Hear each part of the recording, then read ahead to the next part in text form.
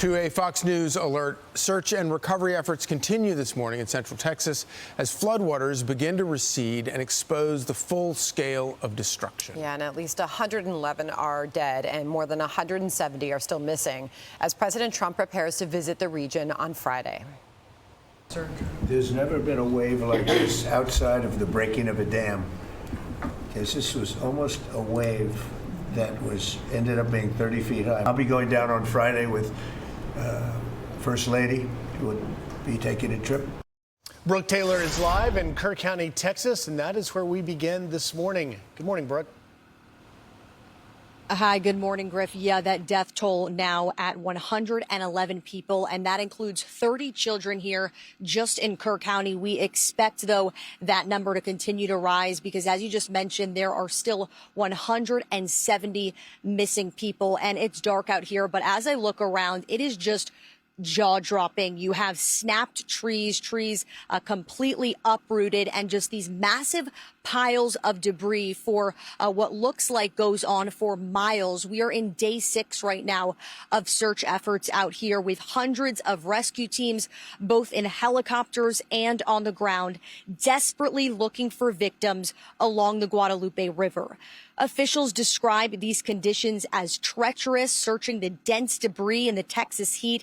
It is also taking a mental toll, especially when you have children involved. Right now, officials say, though, the main focus is finding these victims and giving their families answers.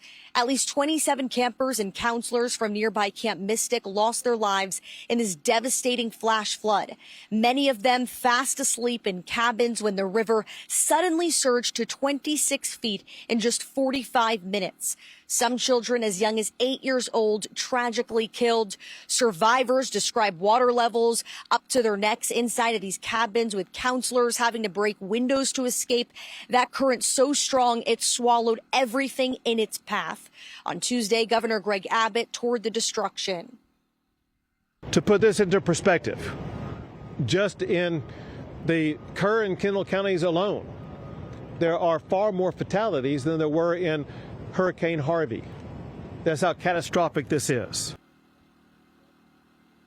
Officials say their main focus right now is on finding and identifying the victims. But with over 100 deaths, many of them young children, there are some real questions right now about whether local officials were truly prepared, especially because this is an area known as Flash Flood Alley.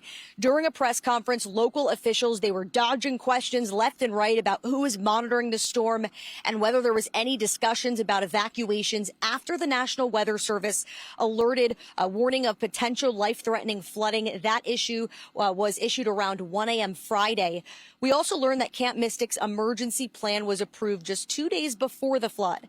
The Texas Department of State Health Services released records Tuesday showing the camp did have procedures in place for disasters, like instructions for campers on what to do if they needed to evacuate and specific duties assigned to staff and counselors. And I could tell you, just from talking to so many parents who had their loved ones tragically pass away, their small girls, telling me just how much love they have for this camp.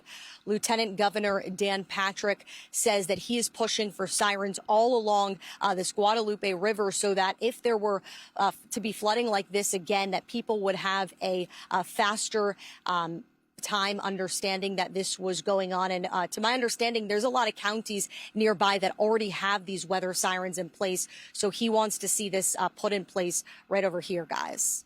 Wow, more devastating than Hurricane Harvey. That is something to fathom. Brooke Taylor, live in Kerr County. Thanks, Brooke, we'll Brooke. check back in with you throughout the morning.